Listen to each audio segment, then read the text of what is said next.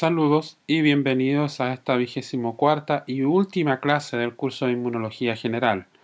Hoy día vamos a conversar acerca de temas que no habíamos conversado en clases anteriores y que resumen un poquito el conocimiento de lo que se sabe de inmunología actualmente.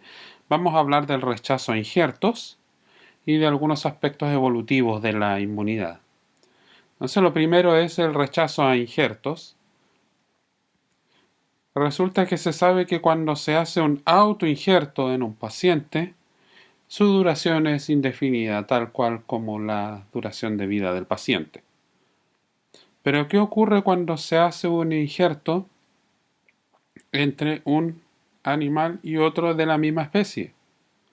Bueno, hay un rechazo. Y si es de una especie distinta, que eso se conoce como un seno-injerto o senotrasplante, el rechazo es agudo, inmediato, a diferencia de dentro de la misma especie que también se considera agudo, pero no es tan inmediato. Entonces, la lógica nos indica, ya que hemos hablado en algún momento, esta es una curva de mortalidad, las cuales muestra el porcentaje de supervivencia y los días después del trasplante. Y lo que ustedes ven es, lo que se muestra aquí es que cuando no hay ninguna compatibilidad con el complejo mayor de histocompatibilidad entre el donante y el receptor, la supervivencia es muy baja, ¿cierto? A los 15 días ya ninguno de los animales que recibió el trasplante está vivo, ¿sí? Porque rechazó el trasplante. Ahora, ¿qué pasa cuando la compatibilidad está asociada al complejo mayor de histocompatibilidad clase 1? La mortalidad disminuye, la supervivencia aumenta. Ustedes ven, ya el último muere alrededor de los 40 días. Si es de clase 2, hay una caída muy fuerte, hasta un 40% en los primeros 40 días, pero después se estabiliza un poquito. Y lo mejor es que la compatibilidad sea en los dos complejos mayores de histocompatibilidad, de clase 1 y clase 2. Eso aumenta mucho la tasa de supervivencia. De todas maneras, si ustedes se fijan, igual hay una mortalidad importante porque igual hay un rechazo al injerto. ¿Y cómo funciona ese rechazo? Principalmente lo que ocurre es que hay un reconocimiento por parte del sistema inmune innato y adaptativo, células NK, no reconocen el complejo mayor de histocompatibilidad clase 1 como propio, y hay linfocitos T que reconocen que hay antígenos extraños, porque son los antígenos propios del trasplante, que, o sea, que los reconocen como extraños y por lo tanto hay una citotoxicidad asociada a ese injerto. También una respuesta asociada a anticuerpos, ¿sí? Pero en general la primera respuesta es esta respuesta asociada a la citotoxicidad. Y aquí aparecen tres células: macrófagos activados, células NK, linfocitos T citotóxicos, pero son las NK y los linfocitos T citotóxicos los principales responsables del rechazo a este trasplante. Los anticuerpos están más asociados a lo que se conoce como un rechazo crónico, sobre todo cuando no hay anticuerpos preexistentes. Si no hay anticuerpos preexistentes contra ese injerto, obviamente va a tener que presentarse el antígeno y eso va a demorar un poco más. Y cuando hay un rechazo crónico, los anticuerpos son los principales componentes en ese rechazo. ¿Okay?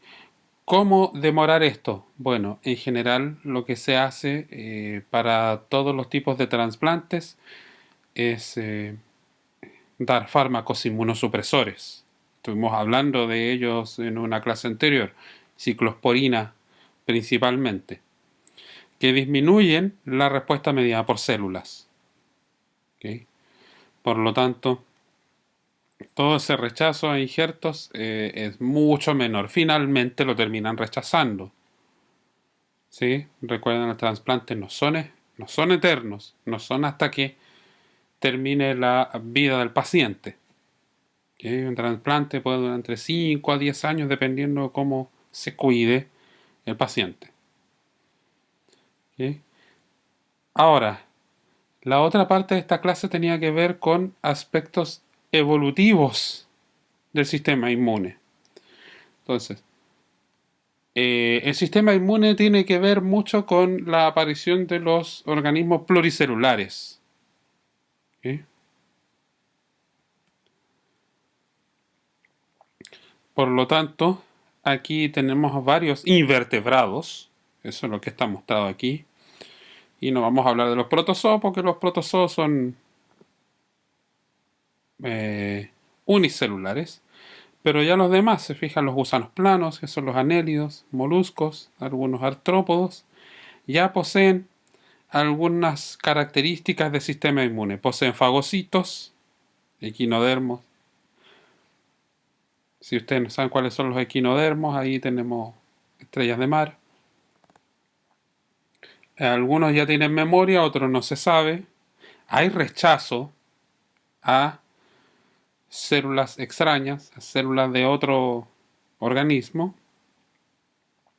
Y si tienen células similares a leucocitos y fagocitos, ¿cierto? Anticuerpos no tiene ninguno de estos invertebrados.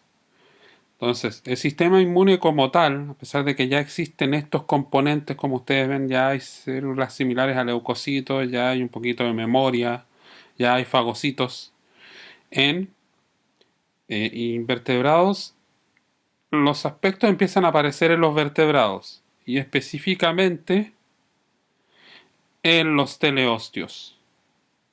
¿Okay? Los condrictios, que están aquí mostrados en esta imagen como los elasmobranquios y los agnatos, tienen o no tienen el sistema inmune que nosotros conocemos actualmente, o tienen otro que vamos a ver después.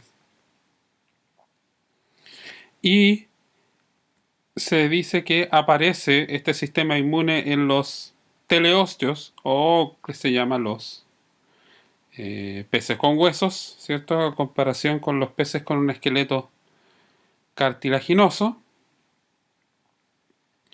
¿Okay? Y porque ellos son los que hicieron el salto a la vida terrestre, y los patógenos terrestres tienen mayor diversidad que los patógenos acuáticos. No quiere decir que no haya patógenos acuáticos, ¿cierto?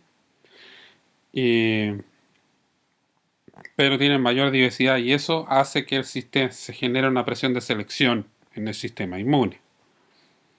Entonces, ¿qué es lo que aparece en los vertebrados? ¿Okay? Si ustedes se fijan, ya tenemos en los condrictios que están mostrados ahí, las lampreas, los tiburones, hay rechazo todavía y aparecen moléculas similares a anticuerpos, pero no necesariamente son anticuerpos, y eso lo vamos a ver. Pero no están las demás estructuras del sistema inmune.